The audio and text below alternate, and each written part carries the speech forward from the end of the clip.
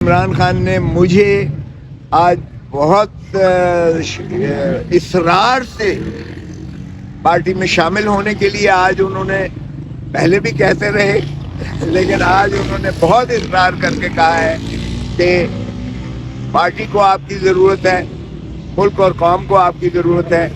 اور اس لیے آپ مہربانی کر کے فیصلہ کریں، جس کا میں نے انہیں یہی جواب دیا ہے کہ میں اپنی فیملی اور اپنے دوستوں سے مشاورت کرنے کے بعد اس کا حتمی فیصلہ کروں گا۔ آپ کی بہت مہربانی کہ آپ نے مجھے پہلے بھی کہتے رہے ہیں اور آپ نے مجھے مدعو کیا ہے، آپ نے میرا یہ ریکویسٹ کی ہے، آپ نے مجھے شراکت کی اور شمولیت کی پی ٹی آئی میں۔ میرے لیے یہ بہت عزت اور احترام کی بات ہے، میں اس کے لیے آپ کا مشکور ہوں، شکر گزار ہوں، لیکن فیصلہ سر دست میں اپنے دوستوں سے اور اپنی فیملی سے کرنے کے بعد انشاءاللہ ان قریب اس کا فیصلہ کروں گا۔ مائنس عمران خان تصور بھی نہیں ہے۔ عمران خان نے ان ساری خبروں کی تردید کر دی ہے۔ There is no question of minus Imran Khan. Imran Khan he chairman P T I رہے گا، رہے گا، اور اس لیے جو بھی کوئی اس قسم کی خبر دے رہا ہے وہ غلط فہمی کی بنیاد پر تو کہا جا سکتا ہے اسے، لیکن جہاں تک فیصلے کا سوال ہے، عمران خان ہی پی ٹی آئی ہے اور پی ٹی آئی ہی عمران خان ہے، اس لیے عمران خان کے بغیر کوئی جو ہے تصور نہیں ہے کہ عمران خان حصہ نہیں لے گا، یا پارٹی الیکشن میں وہ چیئرمین نہیں ہوگا، یا کسی اور کا نام آ رہا ہے۔ سبھی محترم ہیں، یہ نہیں کہ کسی پر جو ہے کوئی اعتراض کی بات ہے۔ ماشاءاللہ جنہوں نے یہ غلط فہمی کی وجہ سے بیان دیا ہے وہ بھی جو ہے محترم ہیں، اور عمران خان صاحب کے نزدیک ان کی بھی عزت اور احترام اور توقیر اتنا ہی ہے، لیکن اس قسم کا نہ فیصلہ ہوا ہے نہ ہو سکتا ہے۔ سو اس لیے عمران خان چیئرمین اپنا پی ٹی آئی رہیں گے، اور چیئرمین پی ٹی آئی ہی اگر الیکشن کا ہوتا ہے، اس فیصلے کو جو الیکشن کمیشن نے کیا ہے اس کو چیلنج بھی کیا جا رہا ہے، اور اگر اس کا سائملٹینسلی اگر الیکشن انٹرا پارٹی کروانا بھی مقصود ہوا تو بھی عمران خان ہی چیئرمین ہوں گے پی ٹی آئی کے۔ سو اس میں کوئی ابہام نہیں ہونا چاہیے، یہ بڑا واضح طور پر عمران خان نے پیغام دیا، پورا ایگزاسٹ کیا ہے۔ اور ایک چیز جو ہے انہوں نے نہ صرف یہ کہ 190 ملین پاؤنڈ کی جو لندن سے نیشنل جو کرائم ایجنسی ہے اس کی ترسیل جو designated account registrar supreme court کے اکاؤنٹ میں آئی ہے، اس کی جو ہے انہوں نے چھان بین کی ہے، بلکہ سپریم کورٹ نے اس کا جو ہے ریگولیٹ بھی کر دیا، وہ 190 ملین جو ہے اور 35 ارب روپیہ وہ سرکاری خزانے میں سپریم کورٹ سے کے اکاؤنٹ سے نکال کے سرکاری خزانے میں وہ داخل بھی کر دیا، اور جو باقی کا اماؤنٹ ہے وہ گورنمنٹ آف سندھ کو دے دیا، چونکہ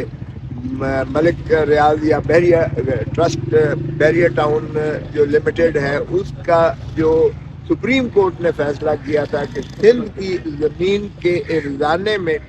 460 ارب روپیہ ملک ریاض یا بحریہ ٹرسٹ کے ذمے انہوں نے کیا تھا، اور انہوں نے اسی لیے اکاؤنٹ کھول دیا، اور اس کی امپلیمنٹیشن اور ایگزیکیوشن میں رجسٹرار سپریم کورٹ کے ڈیزگنیٹڈ اکاؤنٹ میں وہ پیسہ جمع کروانا تھا 2026 تک۔ 460 ملین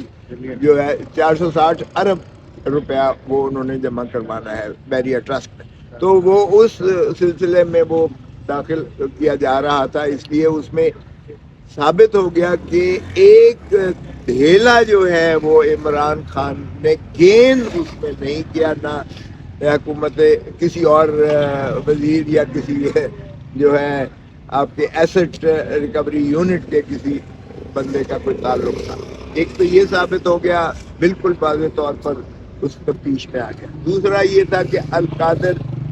ٹرسٹ جو تھا جس میں زمین دی گئی اور یونیورسٹی بنا کر بحریہ ٹاؤن کا طرف سے ایک گفٹ کے طور پر دیا گیا تھا، وہ بھی جو ڈیڈ ہے، جو ٹرسٹ ڈیڈ ہے اس کے ذریعے ریگولیٹڈ ہے، اور ٹرسٹیز اس میں سے صرف امانت داری کے طور پر اس پر ہیں اور اس میں سے ایک پیسہ نہیں نکال سکتے، لے جا سکتے یا لے جایا گیا ہو، اور نہ ہی اس میں سے کوئی ان کا رشتہ دار اور عزیز جو ہے کوئی لے جا سکتا ہے۔ اور اس میں یہ بھی لکھا ہوا ہے کہ اگر کسی وجہ سے یہ ٹرسٹ نہیں ہوگا تو پھر بھی ٹرسٹیز کو نہیں ملے گا، بلکہ کسی اور چیریٹیبل ایسے ٹرسٹ کو یہ تفویض کیا جائے گا۔ تو اس میں بھی دونوں صورتوں میں، یعنی 190 ملین آنے میں یو کے سے اور ٹرسٹ ڈیڈ کے بننے میں جو ملک ریاض نے دیا گفٹ کے طور پر، اس میں ایک پائی کا بھی نہ محترم عمران خان صاحب کو کوئی گین ہوا اور نہ ہی بشرا بی بی کو کوئی گین ہوا۔ اس لیے وہ جہاں تک تعلق ہے یہ ٹرسٹ کا جو القادر ٹرسٹ والا کیس ہے وہ تو بالکل سمیش ہو جاتا ہے، اس میں کچھ بھی نہیں رہ جاتا ہے۔ دوسرا رہ گیا توشہ خانہ کا کیس، تو توشہ خانہ کا کیس ساری چیز ریگولیٹڈ ٹیبولیٹڈ ہے، وہ بھی ہر چیز ریکارڈ پر موجود ہے۔ اس میں بھی کوئی ایسی بے ضابطگی نہیں ہوئی جس پہ پرائم منسٹر کو ذمہ وار ٹھہرایا جائے یا بشرا بی بی کو وہ اس میں مورد الزام ٹھہرایا جائے۔ یہ جو پریلیمنری باتیں ہوئی ہیں اس کے بعد جج صاحب نے اسے 6 دسمبر کے لیے ان کی ضمانت کو ایکسٹینڈ کر کے توسیع کر کے ضمانت عمران خان صاحب کی اس کیس میں اور بشرا بی بی کی دونوں کیس میں توسیع کر کے یہ 6 دسمبر کو اس کو رکھا ہے بقیہ بحث کے لیے۔ یہ تو ہو گیا ان آج کی کاروائی کا جو جج صاحب نے کی ہے۔ جہاں تک تعلق ہے کہ یہ جیل ٹرائل اس کا ہونا چاہیے یا نہیں ہونا چاہیے اس کیس کا، کیونکہ نوٹیفیکیشن جو ہے آپ کے توسط سے، میڈیا کے توسط سے، اخباروں کے توسط سے یہ چیز عیاں ہوئی ہے کہ نوٹیفیکیشن حکومت نے کر دیا ہے، لیکن اس کی پوزیشن یہ ہے کہ وہ چونکہ ابھی تو ریفرنس داخل ہی نہیں کیا گیا، ابھی وہ زیر تفتیش ہے مقدمات یہ، اور جب زیر تفتیش ہو تو ٹرائل تو ظاہر ہے شروعات ہو ہی نہیں سکتا ہے ٹرائل۔ تو اس لیے جہاں تک جیل ٹرائل کا تعلق ہے ابھی چونکہ اس کی تو شروعات ہی نہیں ہوئی ہے، اس لیے وہ نوٹیفیکیشن غیر مؤثر ہونے کے ناطے ایک قسم کا غیر مؤثر ہی ہو سکتا ہے کیونکہ ٹرائل شروعات نہیں ہوئی ہے۔ تو اس کو تو ہم بر وقت اپنے وقت کے موقع محل کے حساب سے چیلنج کریں گے وہ بھی، کیونکہ ہمارا موقف بدستور یہی ہے کہ یہ ایک اوپن ٹرائل ہی قانون کو میں مندرج ہے 352 ضابطہ فوجداری میں، اور ویسے بھی جو ہے انصاف نہ صرف کرنا چاہیے بلکہ ہوتا ہوا نظر آنا چاہیے، اور ہوتا ہوا نظر تبھی آ سکتا ہے جب آپ اندر ہو یعنی آپ کمرے کے اندر ہو، جیل کے اندر نہیں، عدالت کے اندر ہو، اور آپ کی نظر سے ساری قوم اور سارا ملک اور